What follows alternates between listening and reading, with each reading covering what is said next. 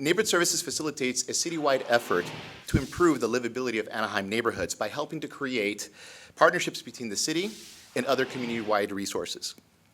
District community meetings are a part of the Anaheim Neighborhood Improvement Program to improve neighborhoods through a coordinated interdepartment approach. Please feel free to contact me if you have any questions. My contact information is on the board, 714-765-4398. There are many resources and flyers in the back of the room for you to take home. Please take the information and share with your neighbors. Please note that the City of Anaheim, in partnership with various community organizations, will be hosting the Anaheim Health Fair on November 6th and 7th. The event will provide residents with a variety of free health services. Flyers are available on our resource table. We invite everyone to attend the next meeting of the Police Review Board on Thursday, October the 28th at 6 o'clock p.m. There are flyers in the back with more information if you're interested. Anaheim's Police Review Board is a way for residents to have a voice in how our police department serves the city. It has 7 members who represent all of our council districts and who care about the issues in our neighborhoods. Throughout the year, the board receives input from the public, an outside auditor, and the police department leadership to make recommendations to the city manager about improving police department practices in various ways. If you have not already done so, please make sure to provide your contact information on our sign-in sheets so we can keep you posted on city updates. Please remember to obtain a ticket for our goodie bag opportunity prize drawing this evening, courtesy of Anaheim Public Utilities. Let's begin our meeting by inviting city staff to the front of the room to introduce themselves.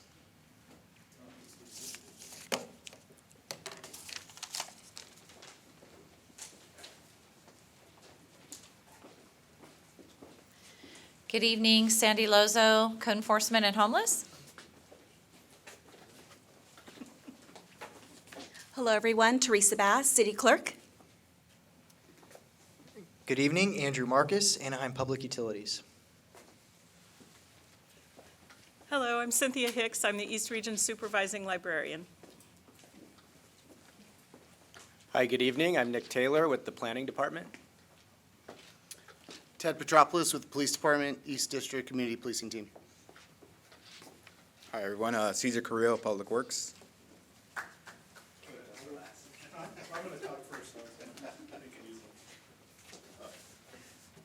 Hi, my name is Adrian Abel with Anaheim Fire and Rescue. Brian. If anyone has any questions while I'm up here yapping away, just raise your hand and I'll stop and ask. It's a pretty small crowd, so it should be easy.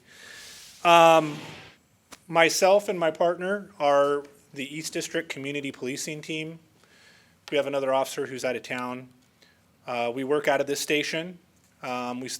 We handle community policing related calls or problems in Council District 6. So we're just kind of your local police officers if you need anything.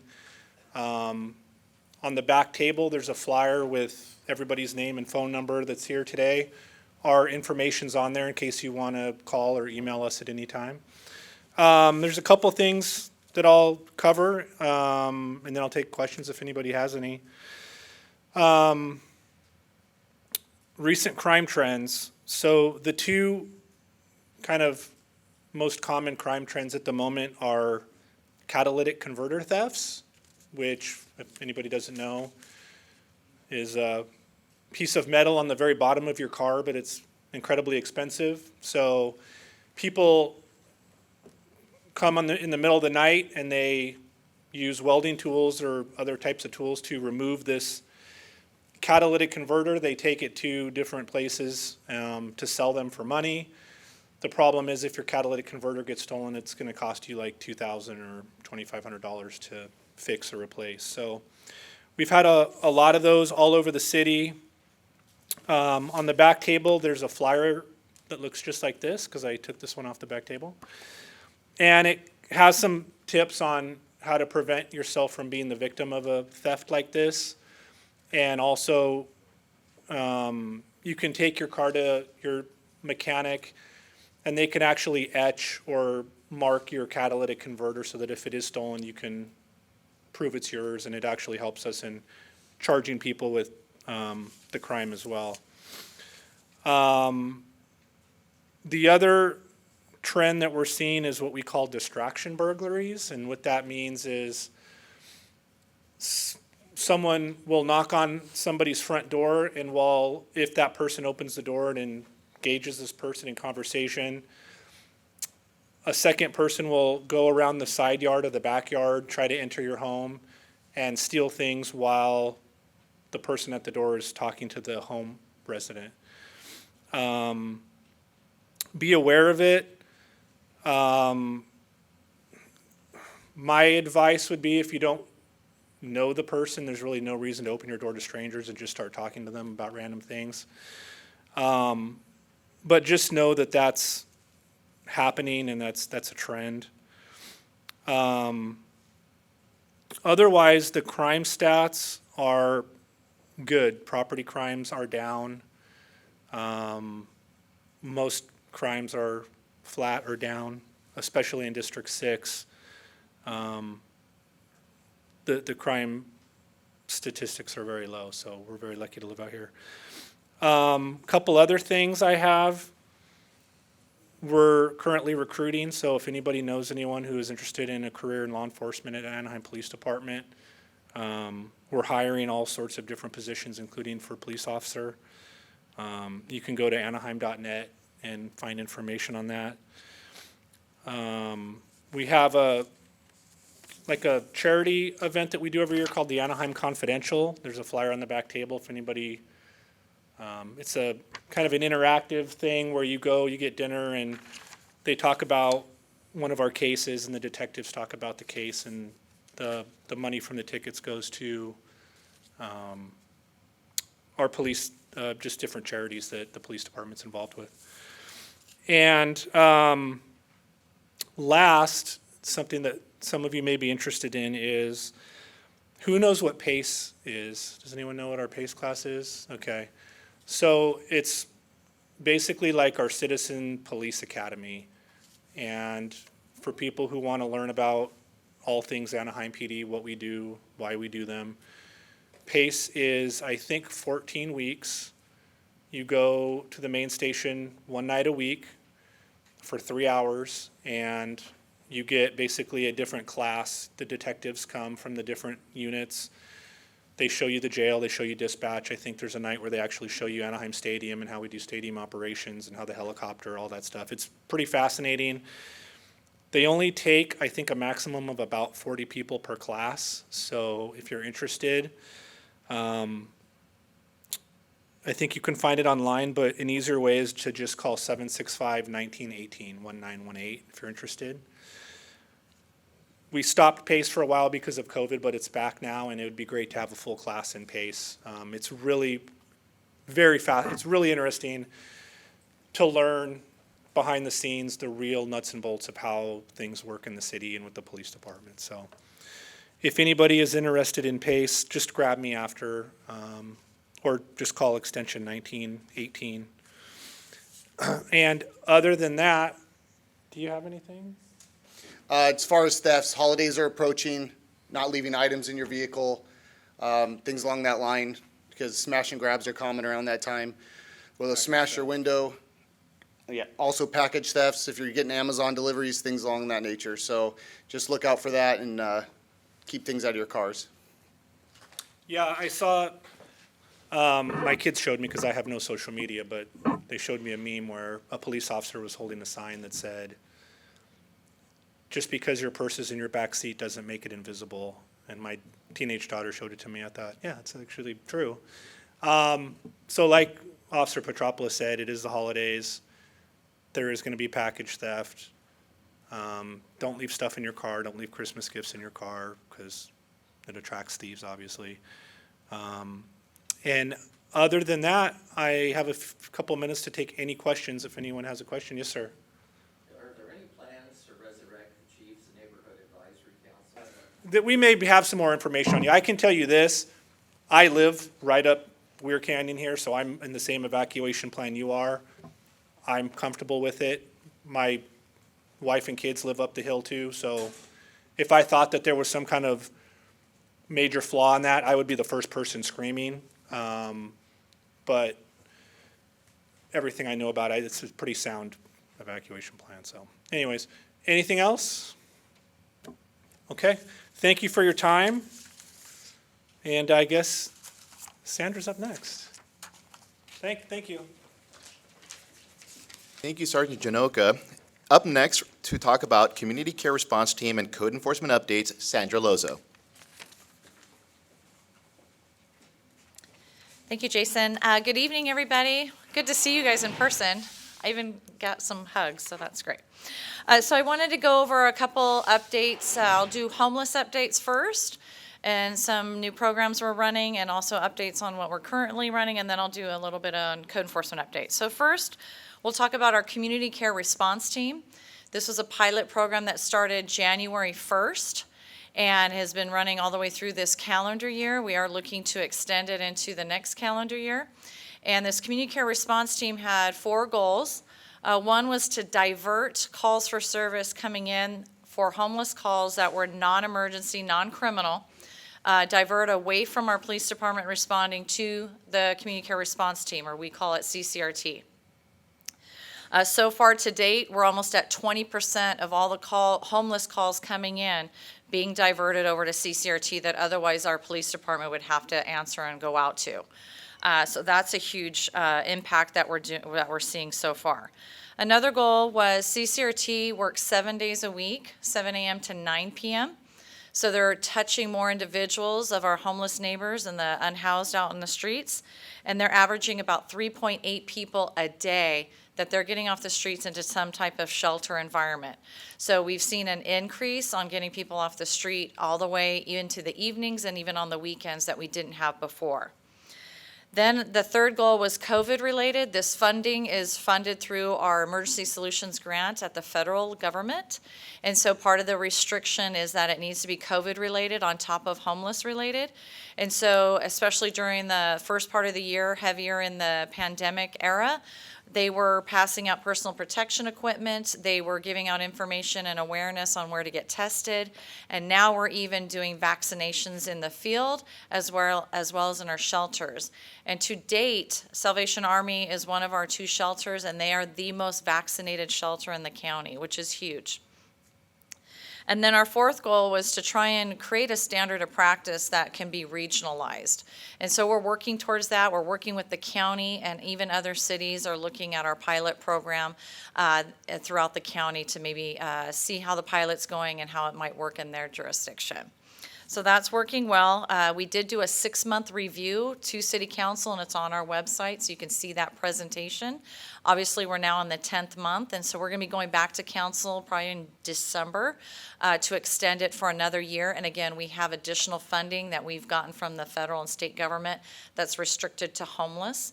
So we'll be able to continue that funding and not have to touch our general fund in our own city budget. Another exciting pilot program that just got approved through City Council is Bewell OC. That is a new facility that opened up in the city of Orange to help with mental health. So currently our police department, our fire department, and even CCRT have been taking individuals over to the Bewell OC facility for crisis stabilization, as well as addiction, as well as a sobering unit, and even has a unit for youth. That's been working really well. However, it does take people out of service in our city as we take them over into that facility and then have to go get them and bring them back, especially on the unhoused. So Bewell OC put together a proposal, and it was approved by City Council unanimously to have a mobile Bewell OC unit in our city.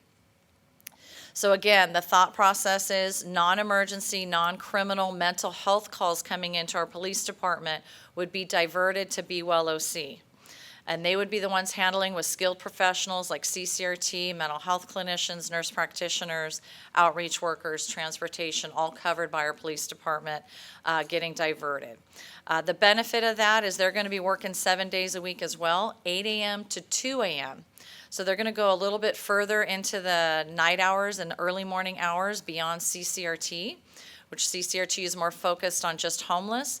Bewell OC will be for all mental health. So it could be an adult child in a home that's in mental health crisis. They'll actually be able to make the house visit and maybe prevent homelessness, someone going on the street, or even having to transport them to the Bewell facility. We also continue to have at our police department our psychiatric emergency response team, or our PERT team, with our mental health clinicians. So they're going to be out there as well, but handling more of the more difficult emergency situations, but they'll be able to work together. The benefits of Bewell OC that we're going to be looking for is outside CCRT hours into the evenings and early morning. If they come across calls related to our unhoused and they take them over to their facility, they'll be able to keep them in a housed, sheltered situation, and then CCRT, when they come back online at 7 a.m., will be able to go capture them as they're stabilized and take them in a continued shelter environment and not back out into the street.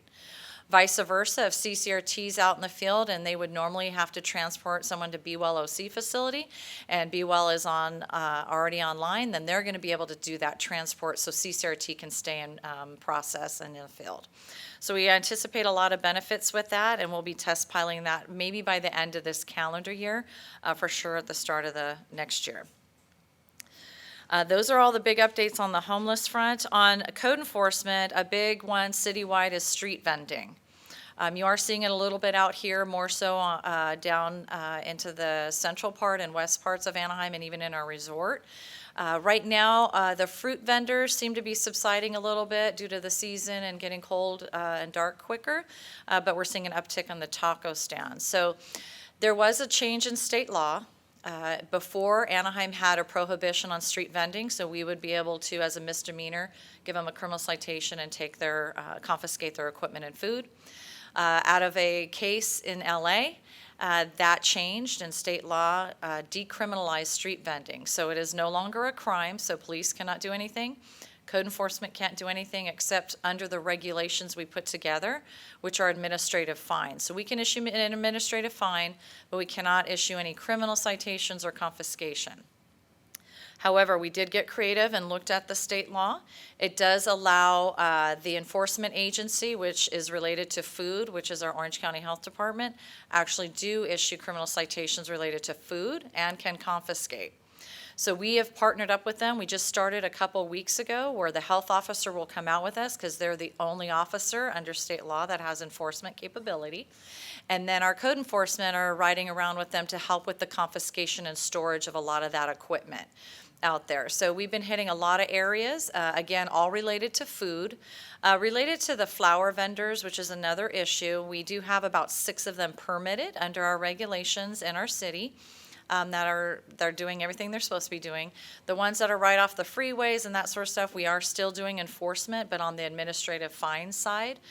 So we're going to continue to work at it and fine-tune that process and continue to address those. So continue to use my Anaheim app or Anaheim Anytime on any of those issues or locations you see, and we're going to be keeping track because the county's also getting complaints, and we're going to be matching up those areas and hitting them together. And then particularly out here in District 6, there was a couple issues in a couple neighborhoods where the properties and the housing tracts actually were built with short driveways. And so there was some concerns with cars parking over the driveways, over our public sidewalk into the street. That is illegal. It is unfortunate that the houses were built with short driveways, but they are encouraged to park on their driveway. Sometimes they'll go perpendicular to the garage door or park in the garage, and you can actually block your driveway if you're parked in the street parallel to your driveway. So that's okay to block your own driveway and be in the street. You just cannot cross over and block our sidewalks. We have to, by ADA, require to keep that space free and clear at all times. So I know sometimes there may not be anybody on your block that needs the space or the sidewalk, but we have to keep it free and clear by law. So, but we continue to work with those neighborhoods that are having those concerns or questions and figure out how we can help them in that area. With all of that, that's my updates. I'm happy to answer any questions. All right, I did perfect. I like, oh, darn it. The question is, do we have a brochure on Bewell? BewellOC.org is a website you can go see. They have tours of their facility in Orange. It's 3 stories. The first story, if you walk in, it looks like a hotel, so it's a little more comfortable environment for people in crisis.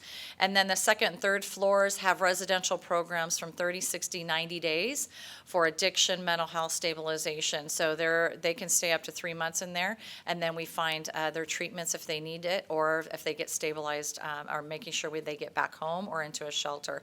So they do have that web page on there. Once we get up and running with our program, we'll add a link on what Anaheim's doing with our mobile unit. Great, thank you. Thank you, Sandra. Here to provide us information regarding the redistricting process is Teresa Bass from the City Clerk's Office. So thank you for having me here, and as Sandy mentioned, it's great to be in person and see faces again. So as mentioned, I'm Teresa Bass, the City Clerk, and we are coming out to each of the community meetings to share some information regarding the districting process the city is currently in the midst of. So just to give some background, you may recall back in 2015, 2016, the city transitioned on the way city council members were to be elected. We transitioned from council members being elected to at-large to be elected by district. And part of that transition, we went through a districting process where we created and adopted the map, as you can see right behind me, where we created 6 districts and 6 council members to represent across City of Anaheim. As we went through that districting process, we used state and federal criteria in creating those districts, and we utilized the 2010 census data. And the purpose of using the 2010 census data was to ensure that each of the districts were evenly populated, so there was equal representation across the city. So now, as you may all know, we went through a 2020 census that was completed, and now we have that district 2020 census data available to us. Pursuant to state and federal guidelines, and also pursuant to our city charter, following any decennial federal census, we are to come back, look at our current district maps, and to ensure what changes had occurred to ensure we continue to have equal population across our districts. So that's where we are today. As everything that was impacted with the pandemic and with COVID, the census data was delayed in the information presented to us. Typically, we would have received the census data back in February or March, but we just received the final data information this past September. But in anticipation of that data information coming to us, we held a couple of workshops. We had a public hearing before the City Council in August. And in September, we held a series of community meetings. We had one in each of the districts, and we actually had a Zoom meeting as well. At those community meetings, we had our demographer that was there, and we were lucky to have him back. He was actually part of our districting process back in 2016. So we're happy to have him back to have that historical knowledge as we created our first district map. At those meetings, we provide the information, just the overall process of what the redistricting process is. But it was also an opportunity for a demographer to hear from our community regarding neighborhoods and communities of interest as we are evaluating each of the district boundary lines and seeing where those changes need to be done and completed to ensure we're not interrupting or making any intersection between any communities or neighborhoods that need to stay together. So that brings us to where we are today. We are currently reaching out to the community to accept proposed maps from the community with ideas of where they can see where those changes could be made, so to ensure we can have that distribution of population evenly across the city. We are asking for the community members if they can submit any proposed maps by this Friday and over through the weekend. We do have a public hearing scheduled before the City Council on November 2nd, so we're hoping to get some proposed maps from the community so we can present those. Our demographer will be providing about 2 to 3 proposed maps given the information that we received at the community meetings and meeting the criteria by the state and federal guidelines and assuring some examples so that we can reach that equal population across the city. So we'll be having our November 2nd public hearing, again, providing information, receiving additional input from the community. Following that, we're going to go back into the community with those proposed maps. So in November, December, we're going to have community meetings again across the city, including a virtual. At that time, with the proposed maps that we receive, we're going to showcase those, get input from the community with any revisions, thoughts, or comments, and then go back to the city council in January and February. Given with the elections code, we need to complete this process and adopt a new map with the 2020 census data by April 17th of 2022. The reason for that date is so that we can have the adopted new map that we'll use for the next 10 years in place by our November 2022 election. And these are just some of the dates highlighting that. In anticipation of going out to the community and having the community involved with submitting the proposed maps, we do have a series of mapping tools that have available. Back in the room, we do have a paper participation kit, which has the map of the entire city, the population given the new census data, and information with regards to also a spreadsheet on our city's redistricting map. So please pick one in the back. You could fill these out. What we're asking for the community, if you want to kind of give or propose for the entire city, or if you're just interested in your community, in your area, we're asking for any information or input, even if it's just specific to your area, we're happy to receive those. So here's one, just a slide on what that simple mapping tool is. And as well, on our redistricting website, we do have more robust mapping tools for those that are more tech savvy. That gives you layers and different mapping tools to go through. So if you are interested, you can also try to use one of our more advanced, robust mapping tools. On our website, we do have tutorials and information on how to use those. So feel free, once you go in there, you could take a look at that. As mentioned, we do have like a one-stop shop, AnaheimRedistricting.org. That website is we're having all the information with regards to the outreach we did. We do have video, audio, and recordings of this series of meetings that we had in September. So if you're interested to know what occurred, what was said at those meetings, please visit our website and we have that information available to you. We have the schedule of the upcoming meetings as mentioned, and any information with regarding the redistricting process could be found here. This site will also provide, where we're also going to be posting all the proposed maps. So feel free to also visit the map as we get that information and updating that. So this will be a great source of information for you during the redistricting process. We're also asking if those that are interested to be updated with information and being on a subscription list. We do have a sign-up sheet in the back of the room. If you include your name and email information, we'll include you in our subscription list so that anything regarding redistricting, updates to meetings, updates to any proposed maps, we'll be sending that email out to you so you can be updated as most up-to-date information that we have available. And we also have an email, redistricting@anaheim.net. As you have any questions or if you have any input or any comments on anything on the website with regards to the proposed maps, communities of interest, feel free to email us directly and we'll get that information and make sure it's part of the record. So that concludes my presentation. I'm happy to answer any questions you may have.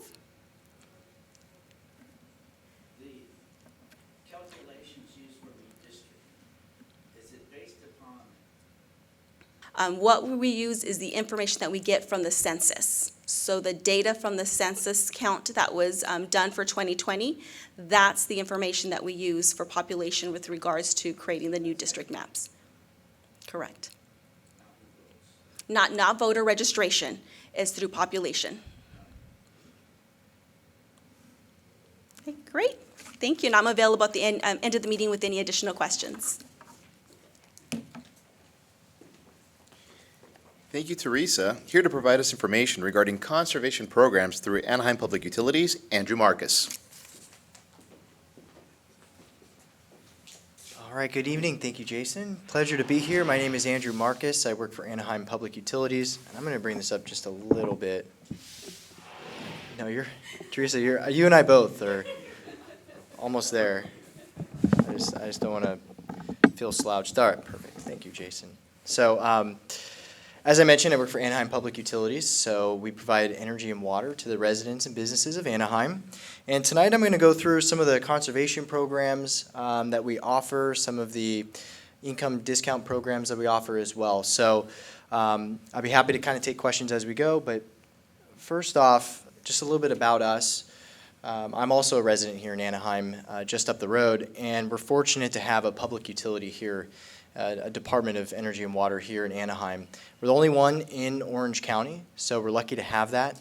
And some other qualities that we offer is some of the conservation initiatives that are more localized. So we can develop programs, we can assist our residents and our businesses at a local level versus a larger scale, more broad stroke like our neighbors of Edison and things like that. So we're fortunate to have that. As I mentioned, some of the programs we're going to talk about tonight are energy, some of our income qualified programs, and just some of the bill assistance and sustainability initiatives that we offer. All right, so one of the main programs that we do offer is our home utility checkup program. Are any of you familiar with that? Have you participated in that before? No, so that's good. So some newbies maybe to join in. This program offers us, we come to the house and we give you a survey on your prior energy and water usage so you can look to see your trends. We help you answer questions on your bill, and we also identify ways that you can conserve energy inside the home, water inside the home, as well as water outside. So it's a really hands-on experience, and we also provide you with free LED light bulbs, faucet aerators, shower heads, things like that. So it's a great program to take advantage of. You can do it once every 5 years. And our vendor is great. They're well trained, and they can definitely walk you through some of those programs. We also offer rebates.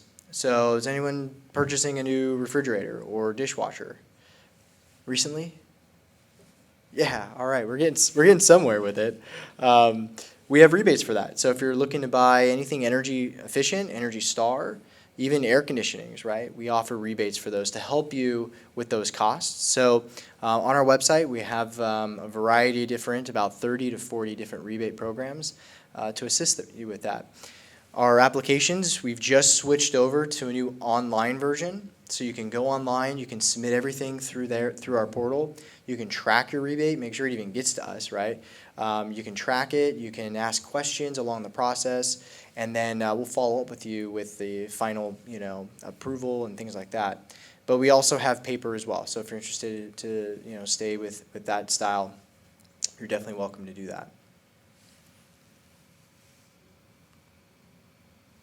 Some of our income qualified programs that we offer, the main one is our Weatherization Program. So what that is a more robust program than our home utility checkup. So with that, we base it off of income, your annual income, and it's off of the 80% of the Orange County median income. So we have an example on the bottom right, if you guys can see it. A family of 4 is less than 107,000, so that's just a general number. But our website has more info if you have different home size. But what the Weatherization Program offers is free installation of actual measures. So we give out like free refrigerators, ceiling fans, AC tune-ups.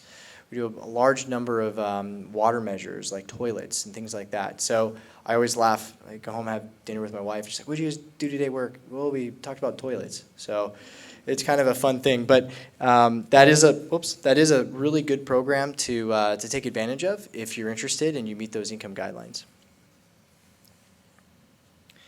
And one thing I didn't mention on that slide, let me go back, is our dusk to dawn program. Now that it's starting to get darker earlier, we have a program where we provide free dusk to dawn lights.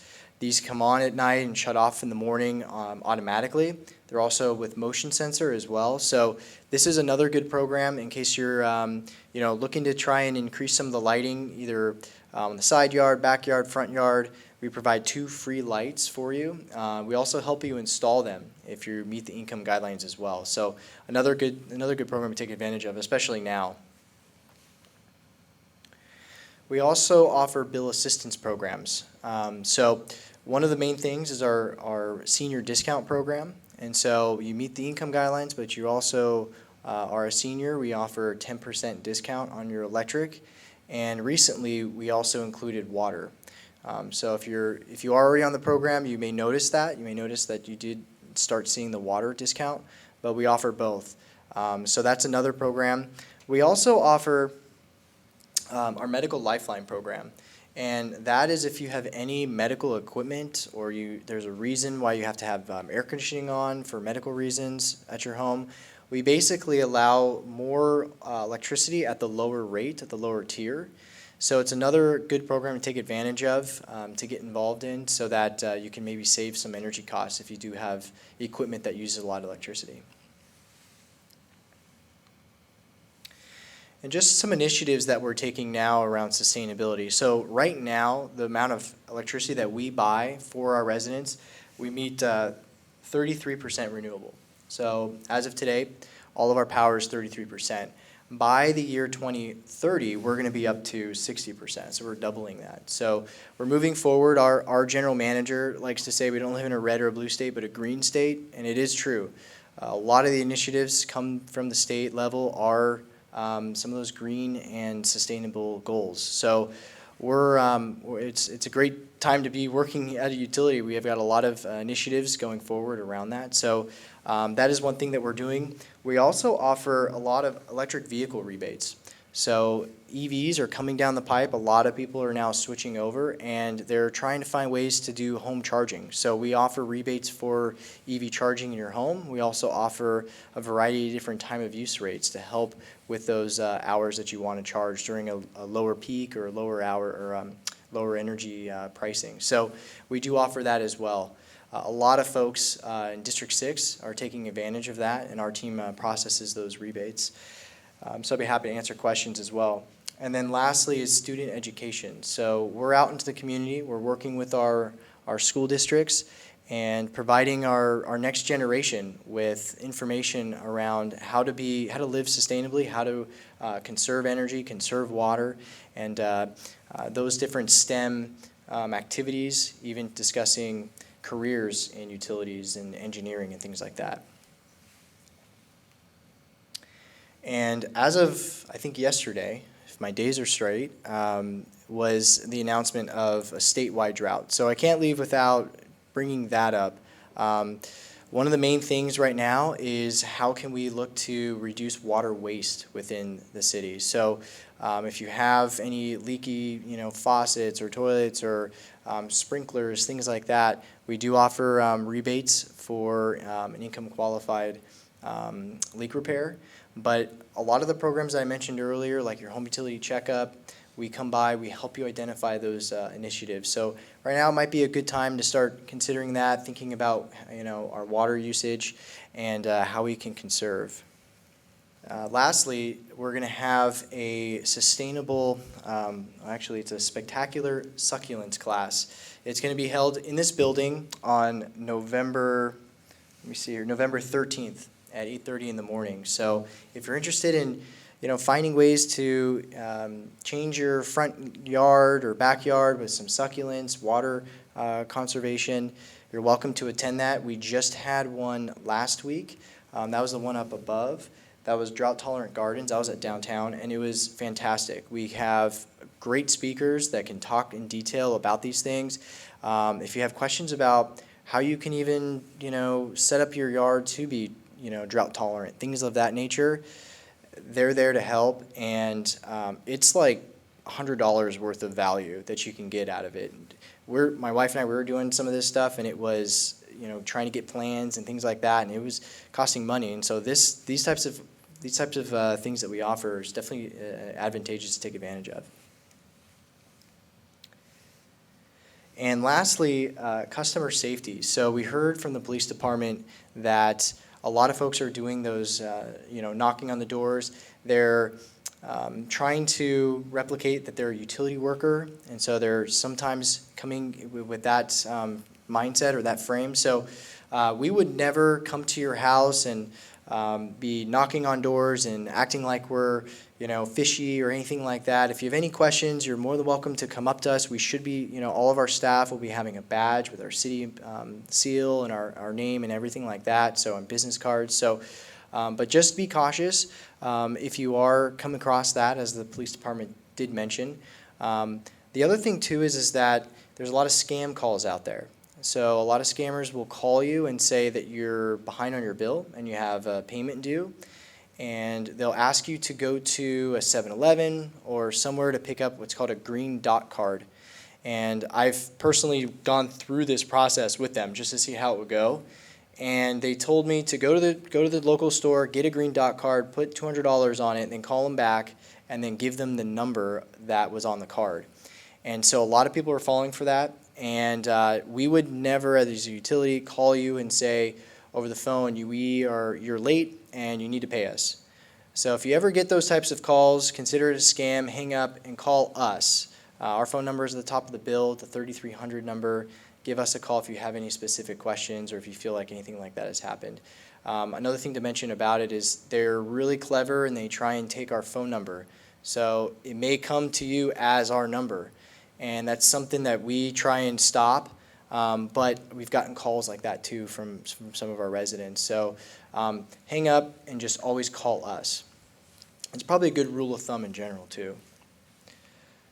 And with that, that's our website, anaheim.net. All of our conservation programs are at the hash save or /save, so you can find all the information that I talked about today.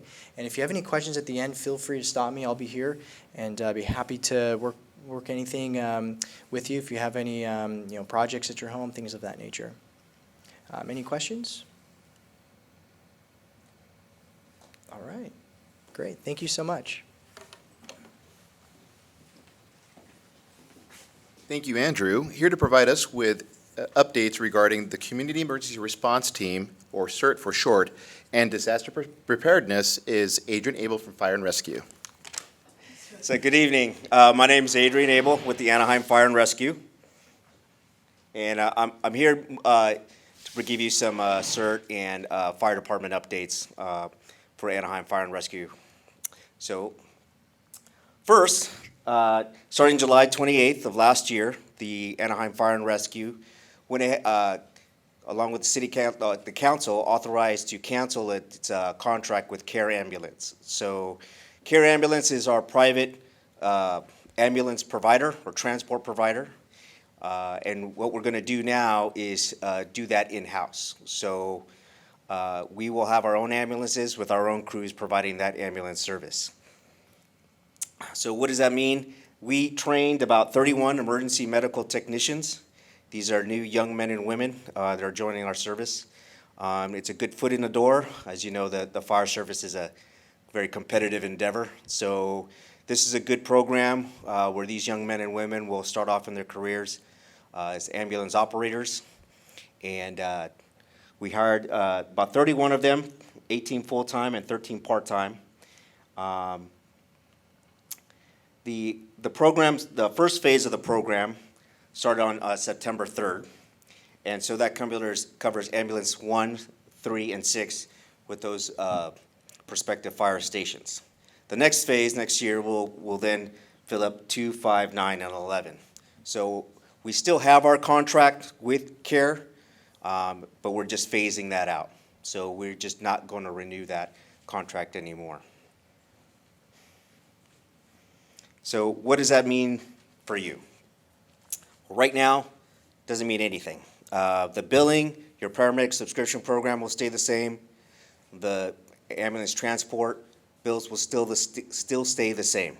So hopefully what we think about doing in the future is we will eventually combine that paramedic subscription program to include the transport fee. So that's what will eventually happen in the future. So if you're still interested in the paramedic subscription program, we still have a flyer in the back that gives you a little bit more about it.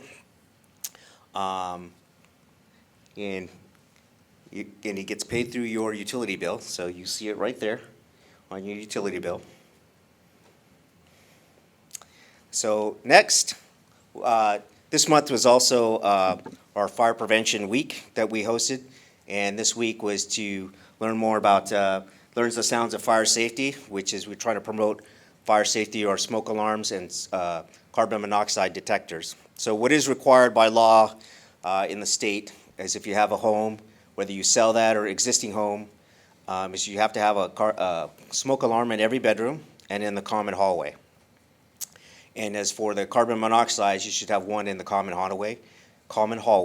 And then if it's for 2 stories, you need to have a carbon monoxide at the bottom of the stairs and one up at the top. And the same for one smoke alarm at the common hallway and one at the base of the stairs. So the new alarms, we used to promote the, every time you change your clock, you go ahead and change your batteries.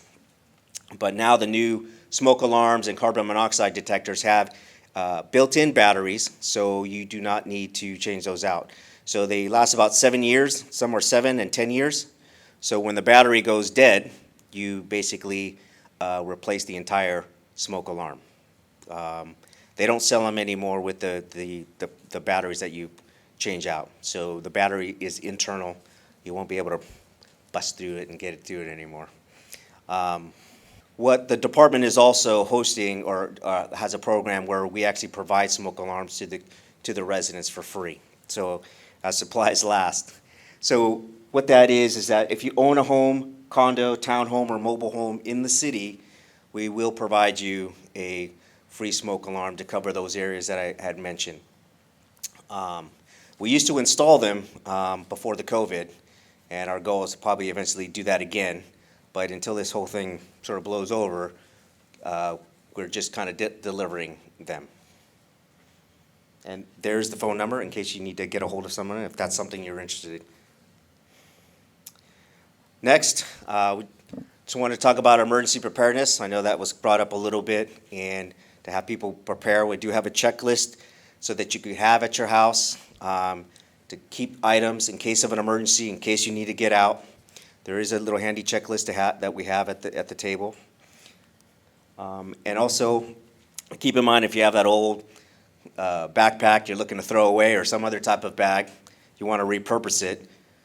These are the there's another flyer there, or the same flyer that will indicate some of the things you may want to store. So that is kind of the biggest issue. A lot of people during these panics or trying to get out are rushing around to find the things that they need to get going.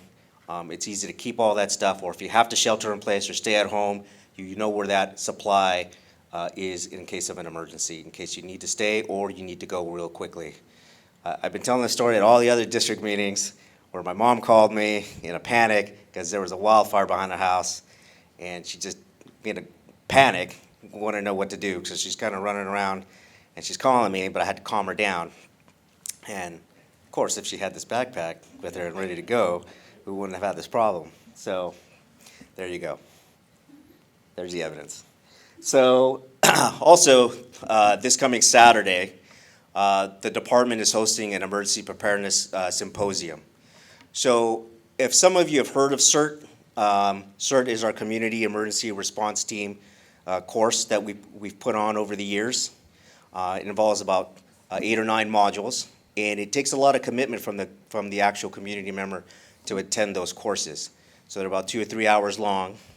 So we are still going to be putting on those programs. However, to get more of the message out, we have decided to also implement this emergency preparedness symposium. And what this is to give the residents some quick information on how to prepare for your home and at home or in case of an emergency. And if you're interested in the CERT program, that is still something we will continue to offer. But we still want to be able to get some of this information out to the community members without having them to commit to the entire CERT program. So what we'll be doing is we'll be going over how to use a fire extinguisher, some basic first aid and how to assess the situation, and some also basic home preparedness and how to make a plan in case of an emergency. So those are the 3 items we're going to go over during the symposium. So it'll be over at our training center across from Angel Stadium at 2400 East Orangewood. That's on Saturday between 9 a.m. and 12. And there's the contact information. And then also what the department is doing in that same spirit with the symposium is we're putting on a Spanish course that delves into the same basic emergency preparedness. This is already a curriculum that's already been developed by the state. It's called Listos, so it's in Spanish. So we did an English version of it, and we're also offering that as well. We don't have a class set up yet, but as soon as we have participants get into that class, then we will host that class. That is our website, or phone number, or general line, so if you have any questions about that, give that call, or feel free to give me, talk to you after this, this meeting. But does anybody have any questions for Anaheim Fire and Rescue? Go ahead. Having been a CERT member for the last 22 years now, I can tell everybody it is a great thing to get. I think that, because of the whole COVID situation, we had to suspend a lot of that. And like I said, it is quite a commitment to the actual individual community member to commit to those courses.